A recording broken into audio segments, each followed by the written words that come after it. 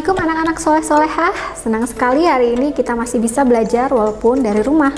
Sebelum kita lanjutkan pembelajaran IPA mengenai ekosistem, coba anak-anak simak dulu video berikut ini. Belalang serangga kecil namun berbahaya.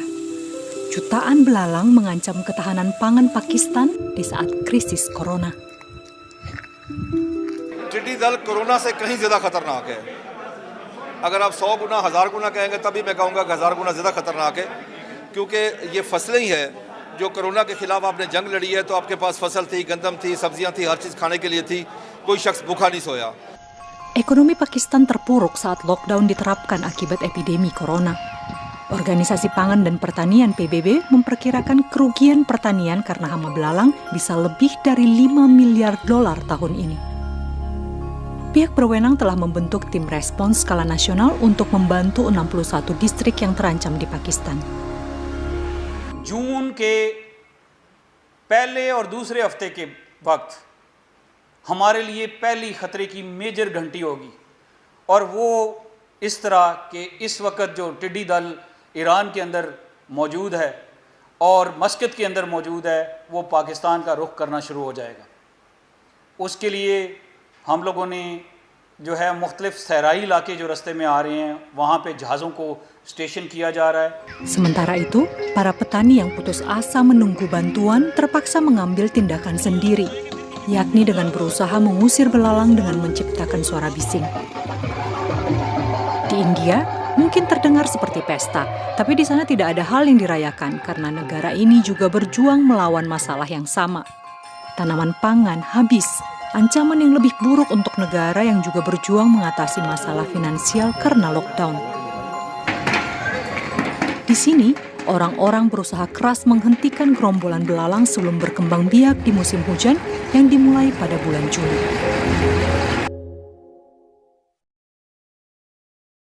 Bagaimana? Sudah disimak videonya? Apa pendapat anak-anak setelah menonton video tadi? Ada yang takut?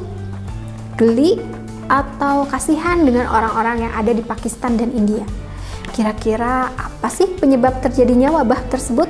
Untuk menjawab pertanyaan itu, coba simak dulu penjelasan singkat dari Ibu ya. Pada pembahasan IPA sebelumnya sudah dijelaskan mengenai kondisi fisik ekosistem. Hari ini kita akan belajar mengenai interaksi yang terjadi dalam sebuah ekosistem. Interaksi umum yang terjadi dalam ekosistem adalah ketika organisme memperoleh energi. Energi dibutuhkan makhluk hidup untuk bertahan hidup. Contoh organisme yang memperoleh energi ditentukan oleh perannya dalam sebuah rantai makanan. Setiap anggota ekosistem mempunyai peran masing-masing yang disebut relung ekologi. Matahari adalah sumber utama energi dalam ekosistem. Tumbuhan menangkap energi cahaya dari matahari untuk membuat makanannya sendiri dalam fotosintesis. Energi yang digunakan oleh tumbuhan tidak hilang, melainkan disimpan oleh tumbuhan. Ketika ada organisme yang memakan tumbuhan tersebut, organisme tersebut memperoleh energi yang disimpan dalam tumbuhan. Coba anak-anak perhatikan gambar berikut ini. Seperti yang terlihat dalam gambar rantai makanan tersebut, organisme dalam ekosistem digolongkan sebagai produsen, konsumen, dan pengurai. Masing-masing memiliki peran penting dalam ekosistem. Pada urutan pertama, ada rumput yang berperan sebagai produsen. Produsen adalah organisme yang membuat makanannya sendiri. Semua jenis tumbuhan yang bisa menghasilkan makanannya sendiri termasuk dalam produsen. Setelah rumput, ada belalang sebagai konsumen primer, tikus sebagai konsumen sekunder, ular sebagai konsumen tersier, dan burung sebagai konsumen kuarterner. Konsumen ini bisa berupa pemakan bangkai. Organisme-organisme tersebut berperan sebagai konsumen. Konsumen adalah organisme yang memakan produsen atau konsumen yang lain. Konsumen digolongkan berdasarkan makanannya. Ada herbivora, konsumen yang memakan tumbuhan, karnivora, konsumen yang memakan daging hewan lain, omnivora, konsumen yang memakan tumbuhan dan hewan, dan ada pemakan bangkai, yaitu konsumen yang memakan organisme mati atau terluka. Selain produsen dan konsumen, dalam ekosistem juga ada pengurai. Pengurai adalah organisme yang memakan zat yang membusuk. Pengurai inilah yang mengembalikan unsur hara ke lingkungan.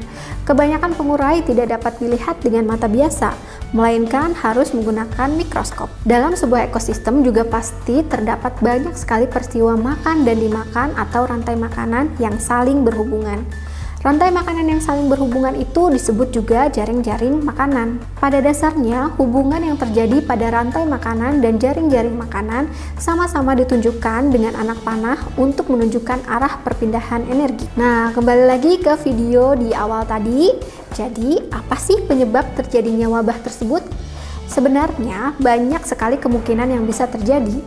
Kalau kita lihat dari jaring-jaring makanan yang ini, ledakan populasi yang dialami oleh belalang bisa diakibatkan karena populasi tikus yang semakin berkurang karena dibasmi, atau bisa juga karena populasi ular yang meningkat. Namun, ada kemungkinan rantai makanan lain yang terjadi. Contohnya dalam rangkai makanan berikut ini. Meningkatnya populasi belalang bisa terjadi karena populasi katak yang menurun.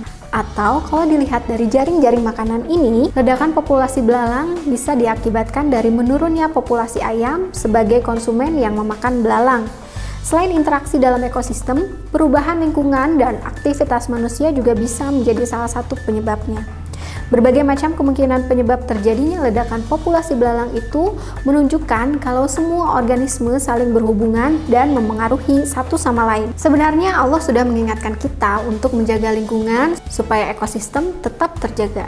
Salah satunya dalam surat Al-Qasas ayat 77 yang artinya, "Dan carilah pada apa yang telah dianugerahkan Allah kepadamu kebahagiaan negeri akhirat, dan janganlah kamu melupakan bagianmu dari kenikmatan duniawi, dan berbuat baiklah kepada orang lain sebagaimana Allah telah berbuat baik kepadamu, dan janganlah kamu berbuat kerusakan di muka bumi. Sesungguhnya Allah tidak menyukai orang-orang yang berbuat kerusakan." Oke anak-anak, itulah pembahasan kita hari ini mengenai interaksi dalam ekosistem. Semoga bisa menambah rasa peduli lingkungan supaya ekosistem tetap seimbang dan juga dapat menambah pengetahuan anak-anak. Sekian pembelajaran IPA hari ini. Sampai jumpa di video pembelajaran selanjutnya. Assalamualaikum warahmatullahi wabarakatuh.